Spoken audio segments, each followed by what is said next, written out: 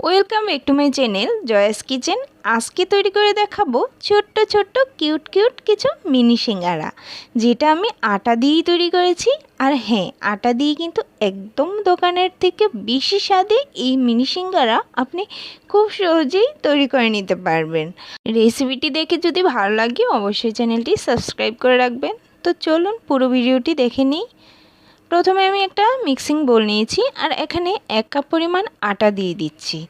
এবার আমি 1 কাপ পরিমাণ আটা দেওয়ার পর এখানে স্বাদ মতো লবণ দিয়ে দিচ্ছি। এরপর দিয়ে দিচ্ছি কালো জিরে, 2 টেবিল চামচ দিয়ে দিচ্ছি রান্নার রেগুলার সয়াবিন তেল। এখানে তেলের পরিমাণটা আমি একটু বেশি দিয়েছি, কারণ খামিরটা তৈরি করতে কিন্তু এখানে তেলের পরিমাণটা একটু বেশিই দেওয়া লাগে। তো এইভাবে আমি খুব ভালো করে সবগুলো উপকরণ মিক্স করে নিলাম। আর এরকম মিক্স করার একটা পর্যায়ে যখন দেখবেন গোল করে এরকম বলের মতো হয়ে যাচ্ছে, তখন বুঝবেন খামিরটা একদম সুন্দর পারফেক্ট হয়েছে। এবার আমি অল্প অল্প জল দিয়ে এই ডোটা তৈরি করে নিব। এখানে নর্মাল জল দিয়েছি, অবশ্যই নর্মাল জল দিয়েই করতে হবে, কুসুম গরম জল কিন্তু দেওয়া যাবে না। তাই এভাবে আমি একটা শক্ত ডো তৈরি করে নিয়েছি। সিঙ্গারা তৈরির এই ডোটা কিন্তু নরম করলে একদমই সিঙ্গারাটা ভালো হবে না। তো এরকম একটা অমসৃণ শক্ত ডো তৈরি করে নিলাম। এবার আমি একটা সুতির কাপড় দিয়ে ভালো করে ঢেকে দিচ্ছি, যাতে উপরটা ড্রাই না হয়ে যায়। এভাবে আমি কিছুক্ষণ রেস্টে রেখে এদিকে আমি সিঙ্গারা তৈরির পুরটা তৈরি করে নেব। এখানে আমি প্যানে সামান্য একটু তেল দিয়ে দিয়েছি, আর তেলটা গরম হওয়ার পর এখানে 3টা পেঁয়াজ কুচি দিয়ে দিলাম, 2টো কাঁচামরিচ কুচি, হাফ টেবিল চামচ লবণ আর হাফ টেবিল চামচ হলুদের গুঁড়ো দিয়ে এবার পেঁয়াজটাকে খুব ভালো করে নেড়ে কিছুক্ষণ ভেজে নিব, যতক্ষণ না পর্যন্ত পেঁয়াজটা নরম হয়ে আসছে।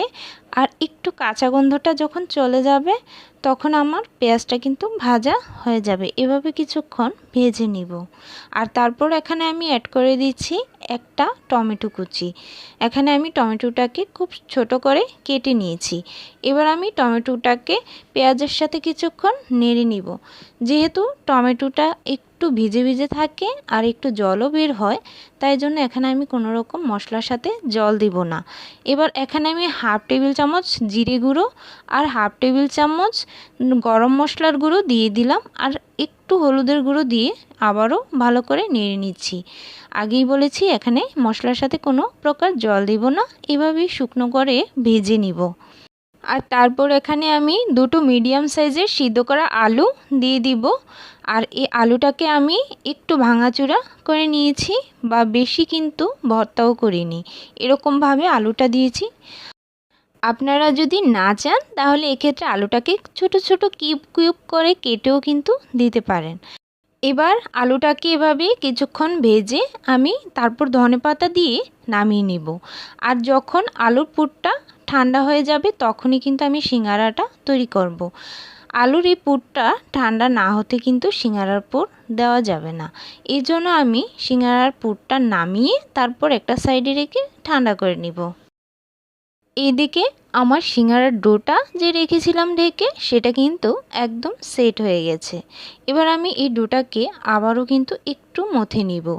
অবশ্যই এই ডোটা একটু মথে নেওয়ার চেষ্টা করবেন। এবার আমি সিঙ্গারা তৈরির জন্য নিয়ে নিচ্ছি, আর এখানে রুটি বেলার বোর্ডে নিয়ে নিলাম। তারপর আমি একটু লম্বা করে বেলে নিলাম, এরকম রোলের মতো করে নিয়ে তারপর এখান থেকে লেচি কেটে নিব সিঙ্গারার জন্য। তো এখানে আমি ছোট সাইজ করে লেচিগুলো কেটে নিচ্ছি। দেখুন লেচিগুলো ঠিক এরকমভাবে আমি সাইজ করে একই সাইজ করে কেটে নিয়েছি। আর সবগুলো কিন্তু আমি সরিয়ে রেখে দিচ্ছি, আবারও কিন্তু ঢেকে রেখে দিচ্ছি যাতে ড্রাই না হয়ে যায়। এবার একটা লিচি হাতে নিয়ে আমি এবার বোর্ডে তেল মেখে নিচ্ছি। অবশ্যই এখানে তেল দিয়ে কিন্তু রুটিটা বেলতে হবে। এরপর আমি এই লেচিটাকে হাত দিয়ে একটু ছড়িয়ে দিলাম, আর একটু লম্বা করে কিন্তু আমি সিঙ্গারার এই লেচিটা বেলে নিব। একটু লম্বা করে আমি বেলে নিয়েছি। এবার আমি এই লেচিটার মাঝ বরাবর কেটে নিব। একটা লেচির থেকে কিন্তু দুটো সিঙ্গারা তৈরি করা যায়, সেটা আপনারা কিন্তু সবাই জানেন। একটা বেলে কিন্তু দুটো সিঙ্গারা তৈরি করা যায়। এবার আমি এই সিঙ্গারার ভাঁজটা দিয়ে দিব। আর তার জন্য এখানে আমি একটা ছোট বাটিতে সামান্য পরিমাণে জল নিয়েছি। এবার একটা লেচি হাতে নিয়ে তারপর আমি যে পিছনের সাইডটা আছে ওইখান দিয়ে জল লাগিয়ে দিচ্ছি। এবার লাগিয়ে অপর সাইডটা এনে এভাবে মুড়িয়ে দিচ্ছি।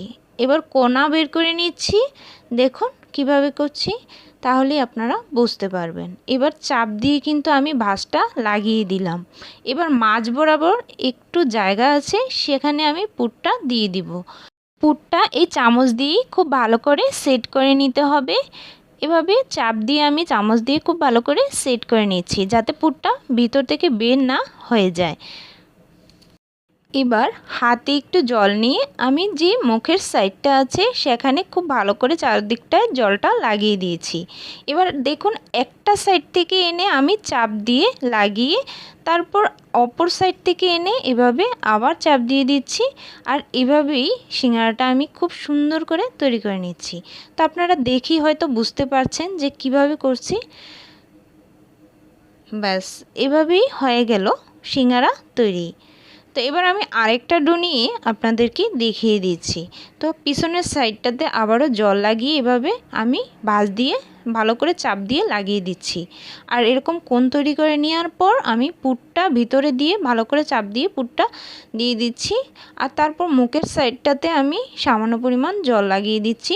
এবার একটা সাইড থেকে এনে আবার অপর সাইডে আমি লাগিয়ে দিয়ে যে খোলা অংশটা আছে সেই অংশটা এনে অপর সাইডে লাগিয়ে তারপর মুখটা বন্ধ করে দিচ্ছি। ব্যাস হয়ে গেল এভাবেই কিউট কিউট মিনি সিঙ্গারা। এবার এই সিঙ্গারাগুলো আমি সবগুলো একইভাবে তৈরি করে নিব। আর তারপর আমি চুলায় চলে যাচ্ছি সিঙ্গারাগুলো ভাজার জন্য। তো এখানে আমি পর্যাপ্ত পরিমাণে তেল দিয়ে দিয়েছি। আর অবশ্যই সিঙ্গারা কিন্তু ডুবো তেলে ভাজার চেষ্টা করবেন। এখানে আমি ডুবো তেলে সবগুলো সিঙ্গারা দিয়ে দিচ্ছি। এখানে চুলার আঁচটা কিন্তু অবশ্যই মিডিয়াম থেকে লোয়ে থাকবে। প্রথমে সিঙ্গারাগুলো ছাড়ার সাথে সাথেই কিন্তু চুলার আঁচটা কমিয়ে রাখবেন, তাহলে কিন্তু কালার চলে আসবে না আর ভিতরটাও কাঁচা থেকে যাবে না। এভাবে আমি প্রথমেই চুলার আঁচটা একটু লোয়ে রেখে সিঙ্গারাগুলো ছেড়ে তারপর মিডিয়াম আঁচে এগুলোকে ভেজে তুলে নিব। আর অবশ্যই খুব ভালো করে তেলটা ঝরিয়ে এভাবে কিছুক্ষণ ভেজে যখন এরকম একটা ব্রাউনিশ কালার চলে আসবে তখন আমি সিঙ্গারাগুলি নামিয়ে নেব। তো দেখলেন তো আটা দিয়ে কি সুন্দর কিউট কিউট একদম দোকানের মতো সিঙ্গারা তৈরি হয়ে গেল। আর যদি রেসিপিটি দেখে ভালো লাগে অবশ্যই কিন্তু চ্যানেলটি সাবস্ক্রাইব করে রাখবেন। তো আজকের মতো এ পর্যন্তই। ধন্যবাদ সবাইকে।